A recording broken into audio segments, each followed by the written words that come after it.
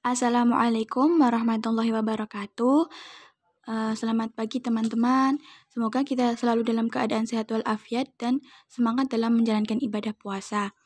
Pada kesempatan kali ini, kami dari kelompok 3 akan menjelaskan mengenai interaksi gen. Sebelumnya, perkenalkan kami dari kelompok 3 yang beranggotakan.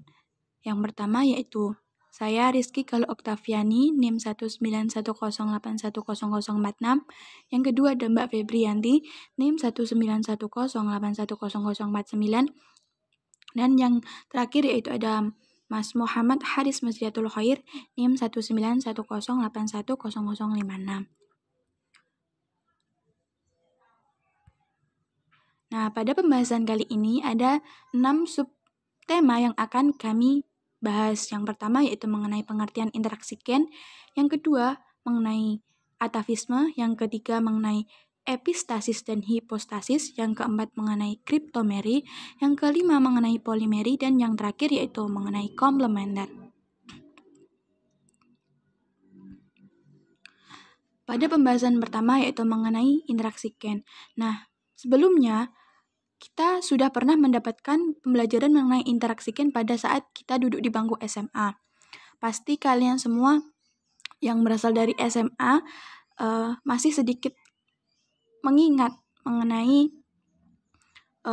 pembelajaran interaksi gen.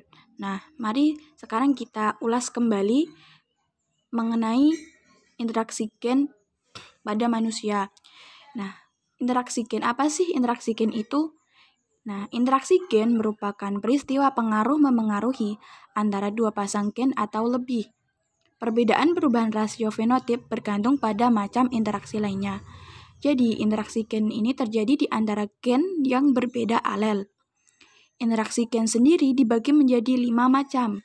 Yang pertama yaitu atavisme, yang kedua epistasis dan hipostasis, yang ketiga polimeri, yang keempat kriptomeri, yang kelima komplementer.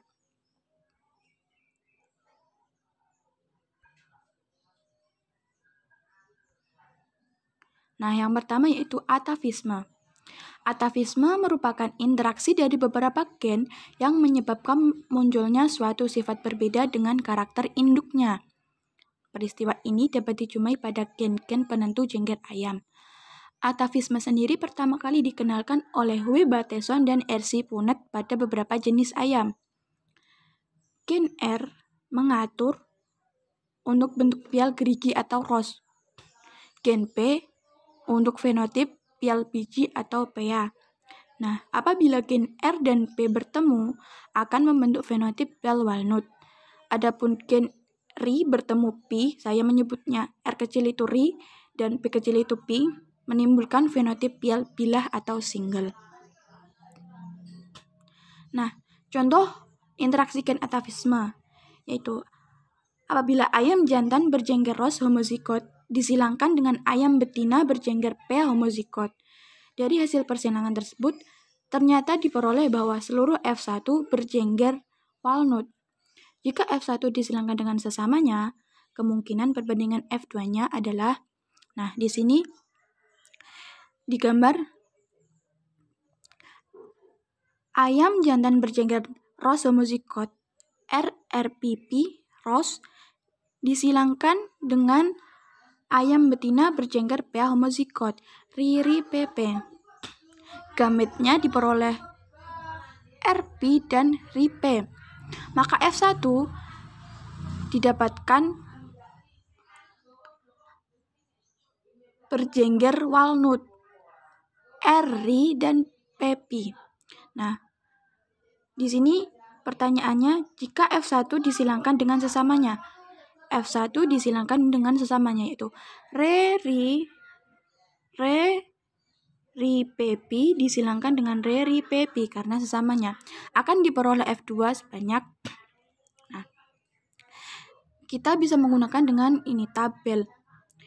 Di sini akan diperoleh gamet berupa RP, RP, RIP, dan RIP.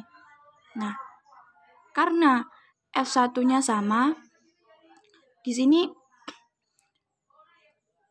juga sama, diperoleh gamet RP, RP, RIP, dan RIPI. Nah, setelah itu disilangkan satu-satu. Contohnya seperti ini. RP disilangkan dengan RP akan memperoleh F2 RRPP. RP disilangkan dengan RP akan menghasilkan ke F2 RRPP. Nah, dan seterusnya. Di sini sudah dijelaskan.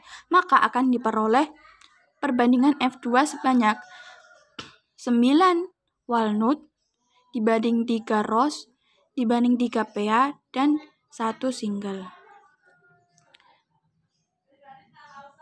Nah, materi selanjutnya mengenai epistasis dan hipostasis akan dijelaskan oleh rekan saya Mbak Febrianti. Waktu dan tempat saya persilakan.